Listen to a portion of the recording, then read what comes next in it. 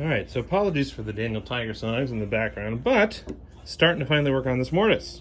And what I've decided to do is so normally the plan calls for this recessed by like 1/4 of an inch, and then the mortise is further recessed from there. But I said, hey, we'll go ahead and just mark this off. That way, I screw this up, I can just, plane some of this further down.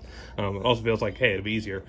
So what I've been doing is taking this chisel, basically just going one chop at a time, trying to make sure that it's like this, not cutting like this in a way that was a wedge that will split the wood, and then just trying to clear this out. Now it's going to take quite a while because we've got 1.5 inches of depth to get through, but we'll see how this goes. It would be a lot easier to be able to split, to be able to go this way, because then you get to using a smaller chisel, and so you're transferring more force per, I don't know, it's harder to drive wider chisels. So yeah, it's going to take longer, and there's not as much room to sort of wiggle around and take out the waste wood. But oh well, this is why we get paid the big bucks, by which we mean we're doing this for free. So this is taking a lot of work, and we're finally starting to get most of the way to depth. So I marked out this along, basically taking the tenon on the rail of the saw, and then just adding a little bit extra, because remember, we'll actually cut down shoulder here. Another benefit, which I don't think I mentioned in the last video, which was a day ago at this point, is that I don't have to worry about, so normally when you're trying to get the wood out of here, you want to avoid going like this, because then you're levering against your edge here. I'm still trying to avoid that just out of good practice, but if I end up bruising these entry points, one, it won't particularly matter anyway, because this is a shop tool and whatever, but also because I'll be cutting away 1/4 inch of this material anyway, that's not the actual entrance to the tenon. I do have to worry about bruising 1/4 inch, whatever, I don't know, whatever the distance is down. I am using a chisel of this size is really difficult, and it's getting more and more challenging the further we go down. So basically the way that this works is that, if we look at the bevel, when you push down, this is going to angle itself, so it's going to push the chisel over this way. So when you strike the mallet, it's going to push it this way, which means basically I end up with this, I'll come in and whack it once here, and it ends up there, and I'll go through, whack it once here, and it ends up there, and then I have sort of a V depression, and then the challenging part is to go right up against the wall, but not have it deflect this way and sort of dig in. I don't think I've particularly succeeded there. So yeah, and it's easier, the less wood that we're pushing against, the less force I have to counteract in trying to keep the chisel on track. This is my widest chisel because I having to cut it this way. So I'm trying now is just doing this in pieces with a smaller chisel, so doing this bit and then this bit, and kind of trading off. It'll obviously, it won't be the benefit with a large chisel is at least you're hitting everything all at the same time, so it's all going to be straight line or whatever, and you don't have to worry about mismatches. But at least with a smaller one, it's less force, it's less deflection I have to try and fight against, and yeah, so we'll see. So far, I can already tell this is going to take some cleaning up. It's also difficult to lever the stuff out of here, but I can already tell this is going to take a little bit of cleaning up. If you look, it looks approximately correct, but doesn't quite want to go in there just yet. I think once I actually get down to depth, I'm just going to go in with the paring chisel and just make sure that these things are as flat as they can be, because they're not quite. You can see the angle is not quite the 90 degree on this corner. So we'll pare down all of these sides, and then we'll see. If not, we can always shave some bit off of the tenon, because that's actually way easier. It's way easier to make the the tenon. It's way easier to just pare this down than it is to adjust the hole to fit. So we'll see. And this is one of 3 mortises. I'm really debating using a drill to just get out the majority of the waste on the second one. The challenge that I've encountered using a drill to try and start this stuff in the past, not that I've ever necessarily done this super successfully, is that it becomes then really hard to keep the chisel from deflecting, because you'll end up with, if it's, you think of, it's a circle, so then you'll have, so that the amount of material that you're covering with is different, because you're trying to get, the edges of what's left, which means that maybe, over here there's no remaining wood, but over here there's some, and so the chisel wants to twist, and that's just hard to manage around. All right, yet again, I've managed to screw things up. Yet again, probably by just being too impatient. So I wanted to get this in here, so at least I could get a sense, the sense of where the parts of tension are. But look what I managed to do. Already driving a split into the stern wood.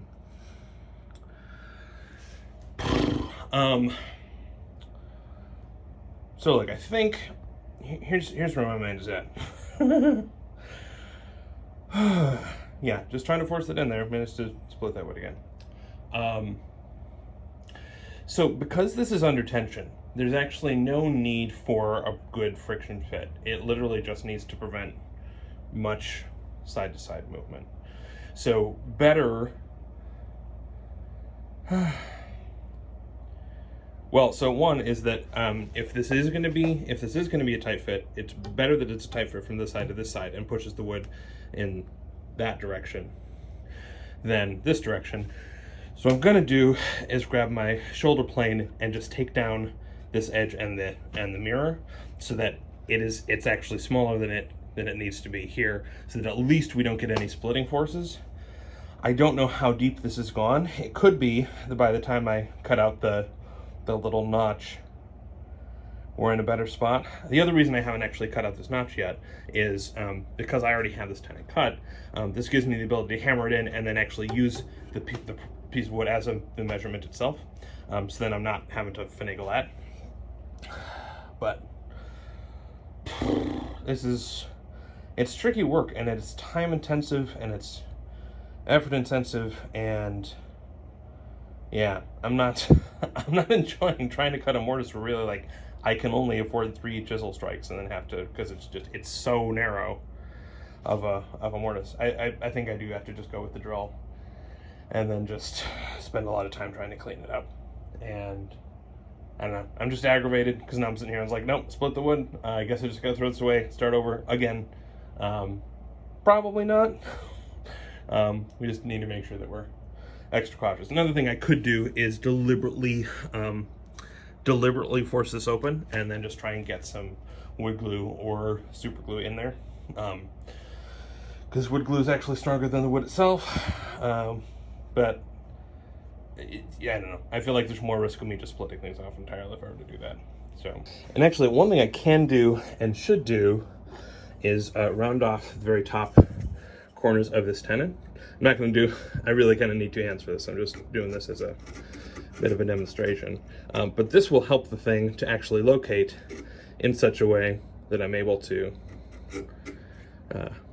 it'll go in and it'll locate, and then we'll be able to determine, okay, where are the areas where it's actually hitting the side.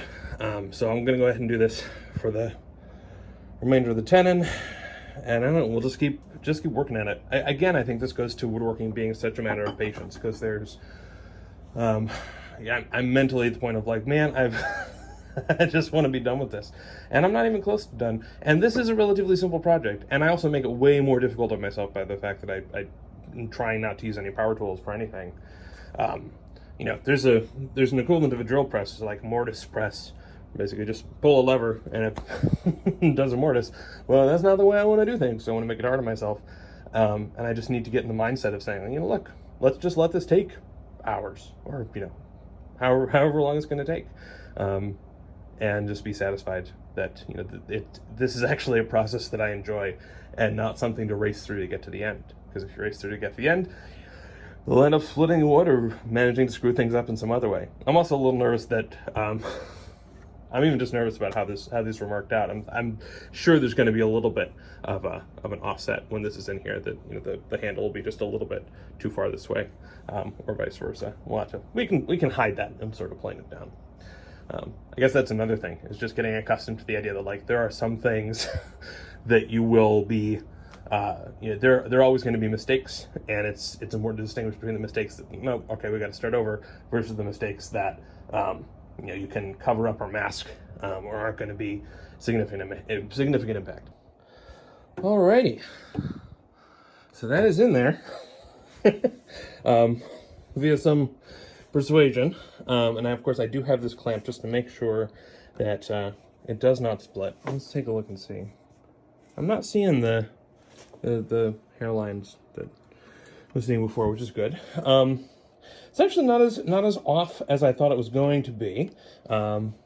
It's certainly something that can be planed down. It's not sunken all the way, but that's fine. It's bottomed out at some point, but this the shoulders on the tenon aren't perfect. You will notice, and this is again why it was good to do the tenon before this inset, is it doesn't entirely line up. So using the reference model, not necessarily the best idea. Better is to get this in here, and then now we can go through and actually use this as a reference. So I can go ahead and just strike the lines with a marking knife, and then actually cut down to those, which would be great. I do think if this is difficult to get in here, does not want to move at this point.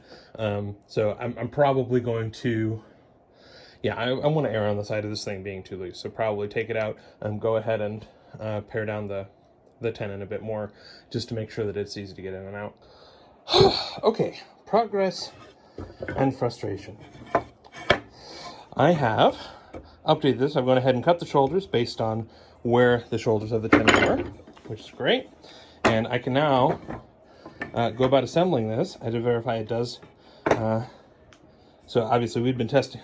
This is I don't know, shifting a little bit. We validated the tenon, got to the bottom without these shoulders. Now we just needed to validate that I got them with these shoulders. And this is a little, I wonder to what extent, actually. Well, of course I'm not showing you. I don't feel like this should be the significant. It's not entirely flat here. We can go ahead and fix. I keep looking and then not looking at the camera. Anyway, this is this is definitely not flat. That could actually be my problem.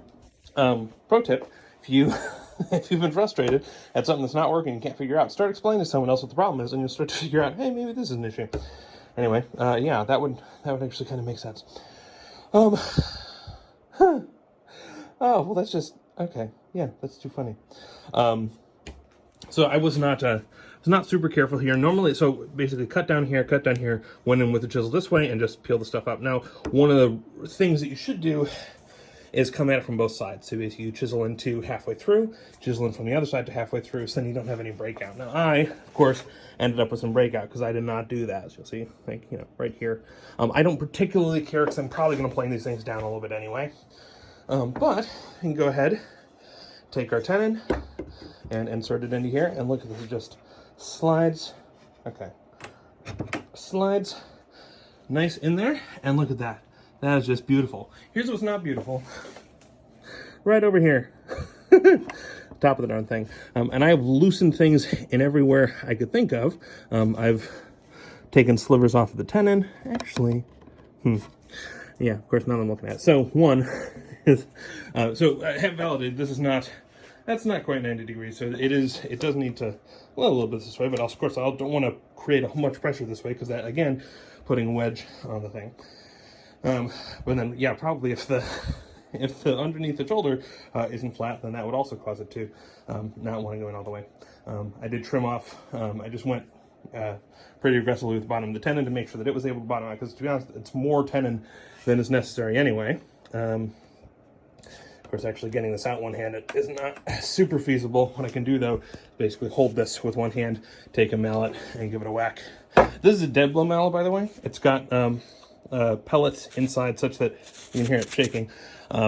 Basically, it reduces the amount of bounce back you get because you hit and then the pellets also come down and hit. So it's nice for pressuring pressuring two pieces of wood together because you're not just getting a bunch of rebound energy. Transfers more of the stuff to the stuff. All right, I'm gonna go ahead and try and see what I can do to clean this up. You know, to be honest, that is also not, it's not the end of the world. It's just going to bother the heck out of me.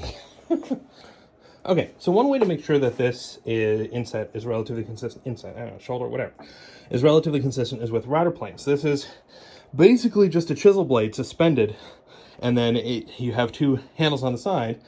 You can go ahead and adjust the depth of this thing, and then go ahead and use it to actually carve things out. So I've basically set this to the depth of the lowest part that was already here.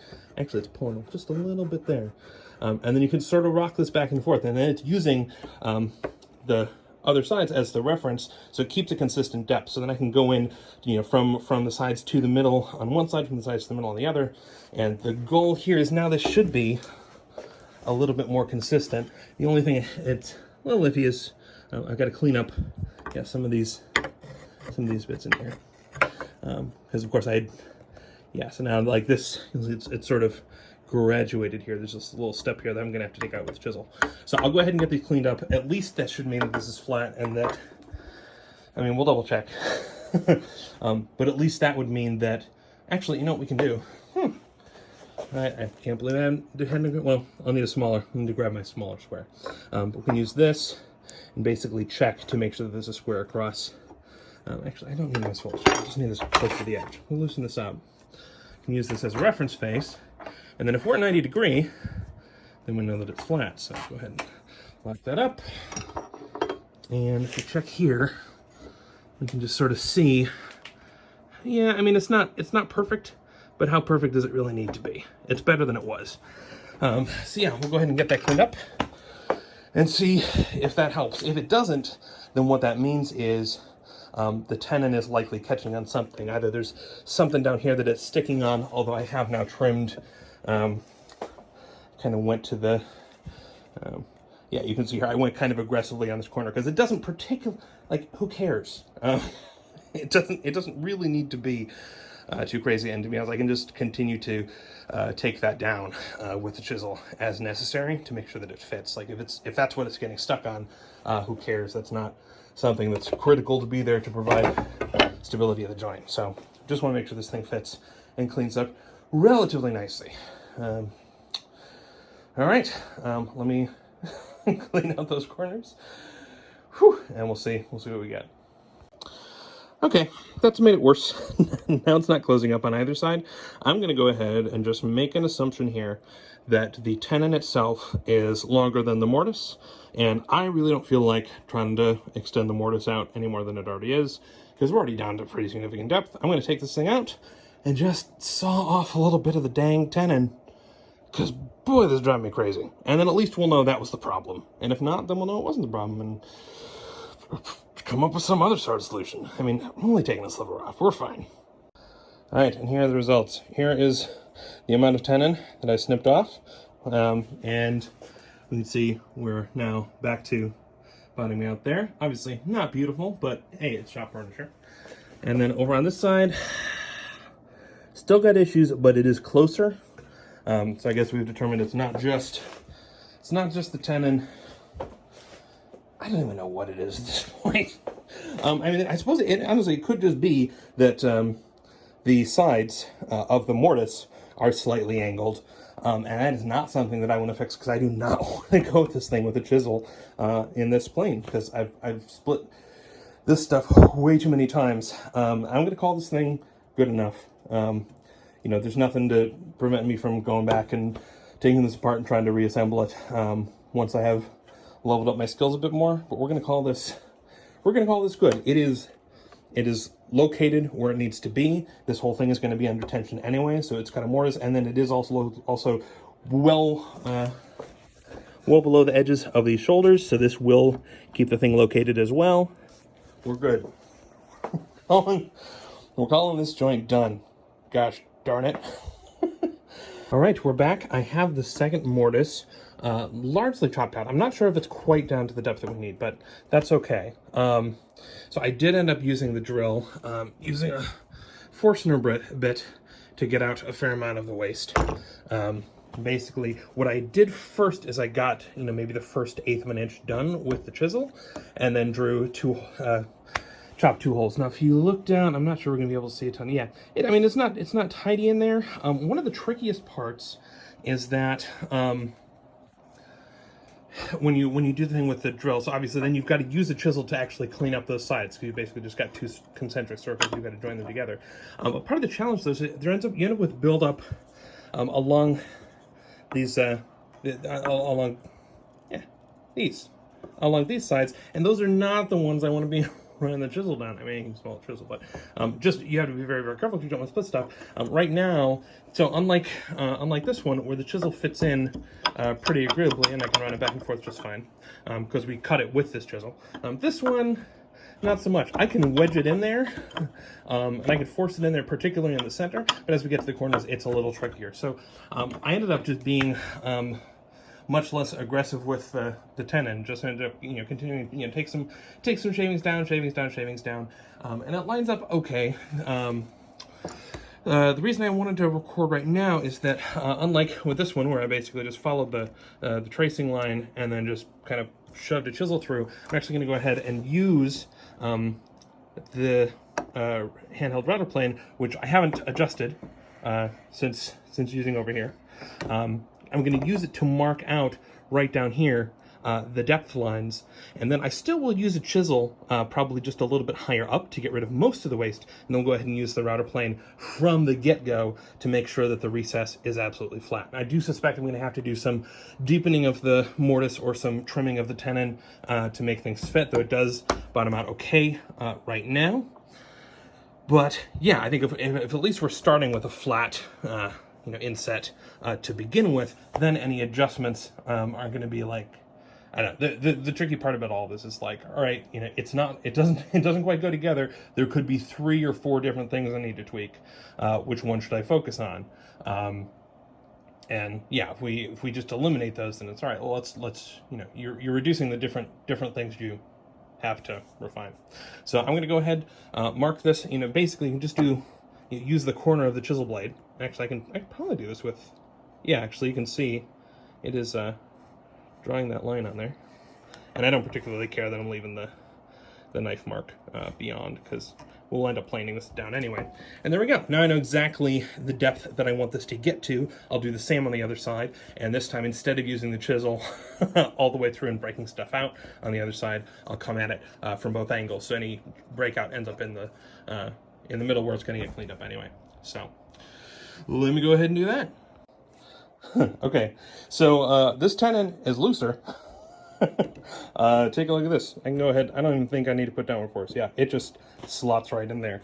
There is still a bit of a gap, but it feels like, well, I guess I've got this under tension. Hang on. It feels like this is probably a consistent gap across. Yeah, so it really is just, if I take like 1/8 of an inch off the length of the tenon, it should go ahead and sit in there. Now, of course, this is wobbly, which is fine, right? Maybe? I mean, the whole thing will be yeah, it'll be fine.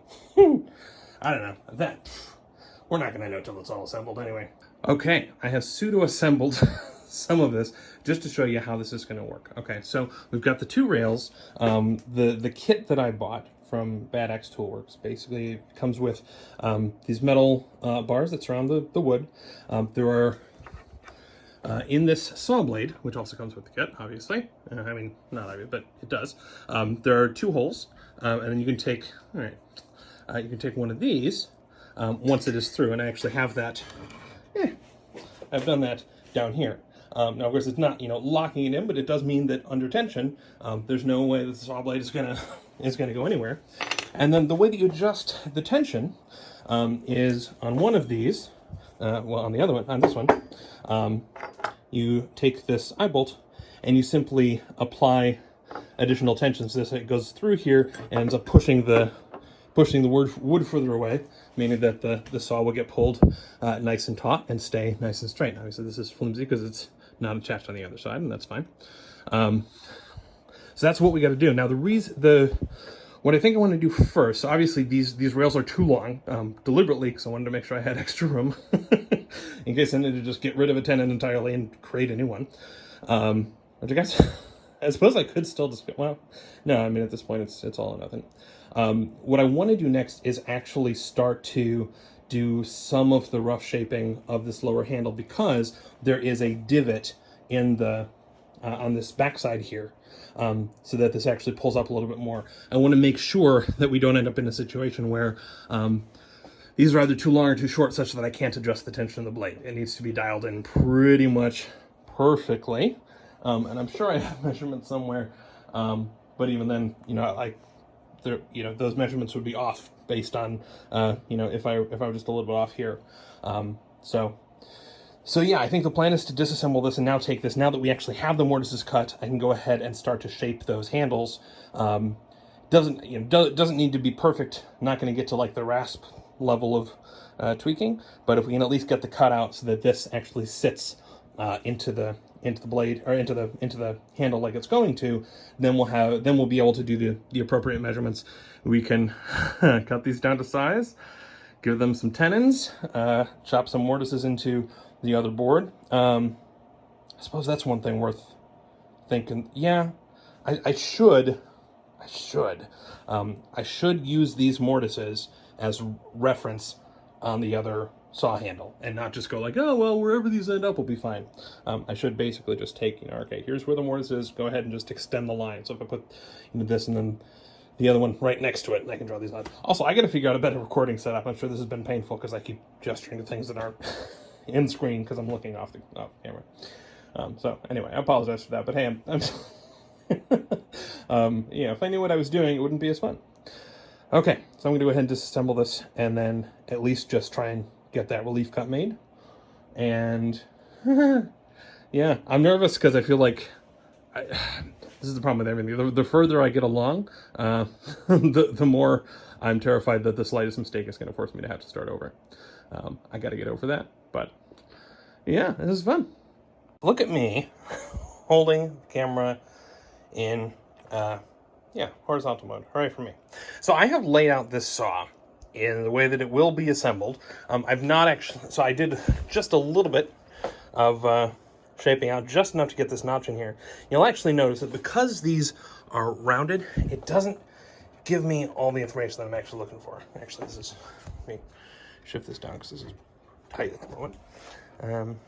There we go. So it will eventually sit into this notch, but it really kind of doesn't right now. Eventually we'll probably round this corner like a rasp so that this actually does lie flush with the board. But so the reason I wanted to lay this out is because we need to figure out exactly how long these side rails need to be. And to my great shame, I seem to have misplaced the assembly instructions that came with the kit. Now, to be honest, that's probably fine because I'm guessing whatever the assembly instructions were probably not going to be completely accurate, given that I wasn't super accurate about the length of the tenons and whatnot. And it's like, we'll just trim a little off to make sure everything fits. Also, this should fit in there just fine. Yeah, let me close that up. Hold on. Okay, never mind this. No, whatever. It's fine. It's shop tooling and it's fine. Also, yeah, it's not vertically the most, so that's fine. Okay, so here's what I'm thinking. Now, the way that this operates, remember, is that the saw blade needs to be pulled into tension. And the way we do that is by, so this gets threaded into this socket here. And if I pull you down there, you go ahead and see it starting to, wait, I'm on the wrong side. There you go. There we go. As we go through here, this will push up against that one saw handle, and eventually this tightens up. Now, as it happens, I don't have this attached to anything, so that's a bad example. I mean, it's a fine example, but it doesn't tell us anything right now. But what I need to figure out, obviously, there's a lot less flexibility in the compressibility of these cherry wood rails than there is in our ability to slacken and tighten that stuff. So I think, if I'm thinking about this correctly, what we want to ensure is that whatever so this is it as at its maximum slack. What we should ensure is that maximum slack is pretty much the end of the tenons. So that basically at maximum slack, we could disassemble this thing. And then yes, minimum slack would mean that we're actually forcing the tendons together. So we're keeping the thing in tension. Now, this makes sense to me. There are a couple of additional factors to keep in mind. So one is that even when this is all the way out, for the same reason, because this is not rounded over, there's some extra to account for there that we could get rid of once we round it over.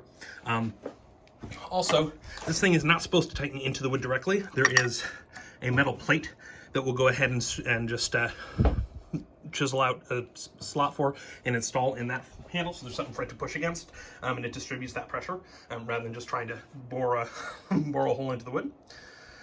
But from there, so let's think through this logically. Now, I did actually happen to write down the measurement. I have it on my whiteboard. Originally, the 34 inches was supposed to be the entirety of the rails, including the tendons. So we can judge.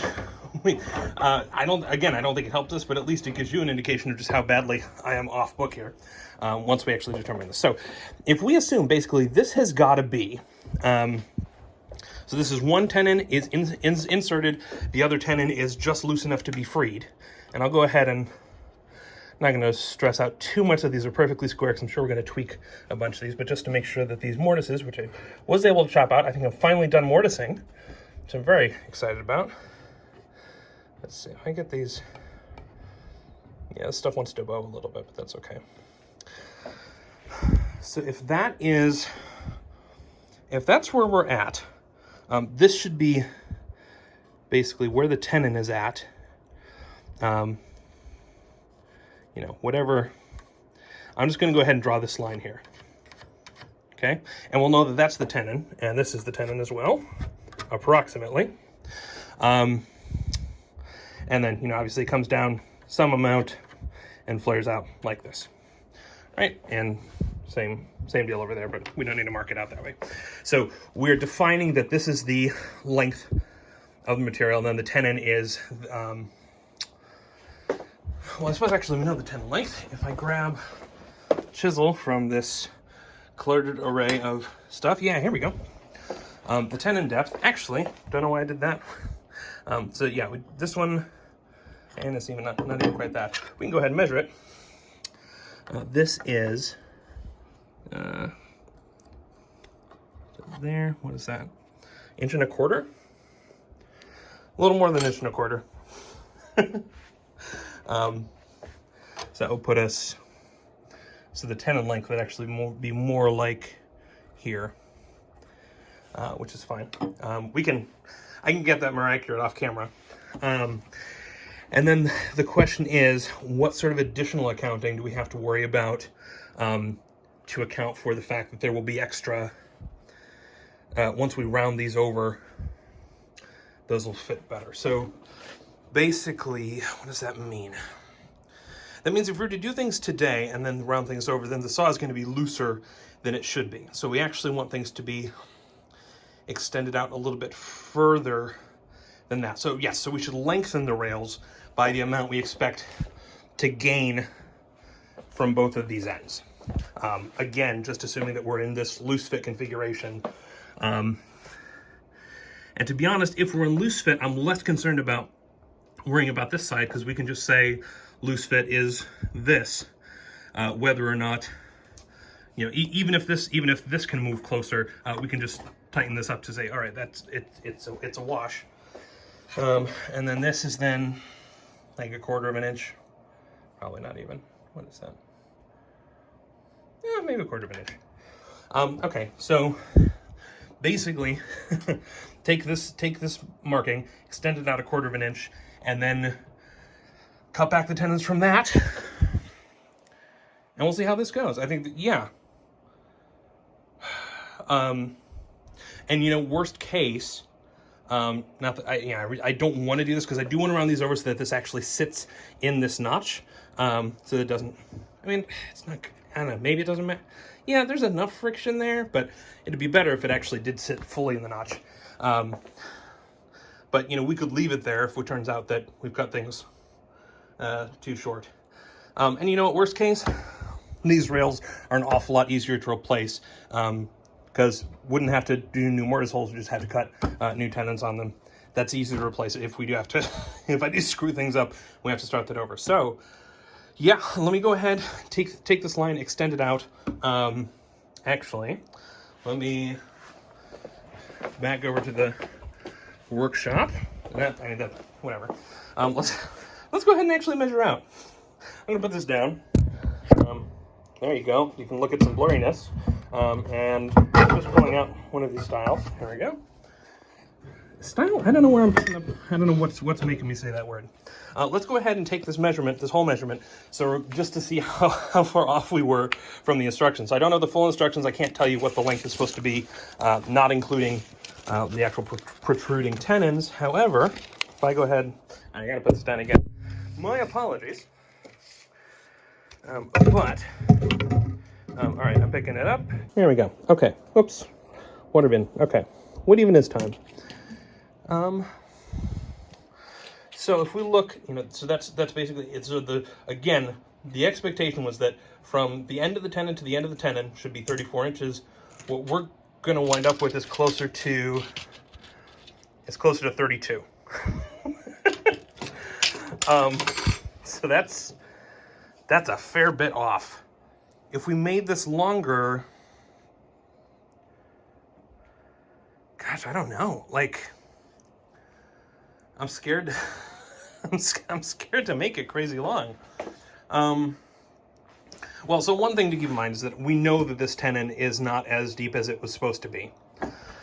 So that accounts for a ½ inch. But still, that's not... I mean, we can always cut these long and then just see, oh, look, it doesn't assemble. Or actually, what we'll find is we wouldn't be able to assemble it. I don't know. We'll cut something. We'll probably round up, see if I can get things to go in. And then if not, we can always shorten the tenon down, I guess. Whew. Okay. Logical reasoning, spatial reasoning, not exactly my strong suit. But hey, that's why we're practicing. Alrighty, here we go. We have, ladies and gentlemen, a frame saw, and unfortunately, there's some bad news here. So you'll see basically what I ended up with, if we account for basically this tenon sticking in there and this tenon sticking in there, is approximately 33-inch long rails. And it worked, and I realized that actually, as I was working on this, that the logic we were using to estimate before actually doesn't work, because there's no need to be able to disassemble the frame while this is still attached. And that was the operation, that was the assumption I was working under, is that we had to be able to get this loose enough that we could wiggle the frame apart while this is still attached. Of course, the way that you remove this frame is you loosen the tension and then just pull out these retaining clips. It's just a U or a C or whatever, and it just goes out, up through one hole in the saw blade and in through the other. So that's actually not necessary. It doesn't need to get that loose. And unfortunately, if we look here, this is about as tight as I'm able to go, because now the saw plate is pressing into the wood. Granted, add a millimeter to that, but this is not a tight blade, and that is not going to stay in a cut. So, unfortunately, having even rounded up from our mental guesswork, we're now looking at having to redo the rails because they are just too short. Okay, so ladies and gentlemen, what have we learned? Having failed to make a frame saw, which I won't lie, it's a bit of a disappointment. I've got a couple of items. One, patience. It's important. There's a big difference in, if you're willing to just say, all right, let's take just make a tiny adjustment and test, and take a tiny adjustment and test, and not get frustrated and say, to heck with this, let's take larger adjustments. You're more likely to have a good time. And I think this is, so as much as this temporary setback is a disappointment, I think it highlights something that I really love about woodworking that I don't get enough in the rest of my life. And that is a situation where patience really is rewarded, and cutting corners is actively penalized in proportion to the amount of corners you're cutting. The second thing, and this kind of dovetails into that, is that one of the things I really love about woodworking is there are there's no politics. This is not the type of thing where, like, I'm going to cram to write the paper overnight. But I also know that the teacher tends to prefer that, tends to prefer reading stuff where people take contrary opinions. So I'm just going to go ahead and make sure I have a contrary opinion, and then that's going to skate me through. Or, just figuring out the, in your office job, making sure that you suck up to the right people, or whatever the case may be. There is not a higher level game to be played around what it is that you're doing. If you don't have the skill, and you don't have the patience, and you don't put in the effort, you don't get the result. And there's no amount of sweet talking your way out of that consequence, which I really love. And then the final point is that you can always get creative. And the reason I know that is I have a fully tightened up frame saw. So look at that. I'm excited. Now you will notice this is a temporary setup because these are actually out of the mortises by 3/4 of an inch, because I wanted to verify, hey, before I go and cut new rails for this, how am I sure that 3/4 of an inch is going to be sufficient? Is that the right measurement, or I want to actually cut for far more and then just cut it down sliver by sliver? I like that. I wonder, can I tune?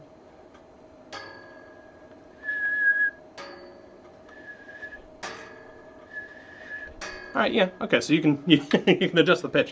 In fact, this is so what I did is I just cut some small offcuts that were smaller than these mortise holes, and just stuffed them in the mortise holes so these things couldn't close up all the way. And actually, it's a little bit more than is needed, because I had to get creative. I was not able to get this in with enough room to get the retaining pins in, so I had to get creative with some thinner screwdrivers there. But this is now assembled, and it should work. Like, I could use this right now. Probably a weird idea to use it like that, but all the same. So all I got to do is go ahead and replace this with some new, make some new styles, laminate it up, because these are both laminated pieces. So cut it down, plane it up, and then just cut those tenons.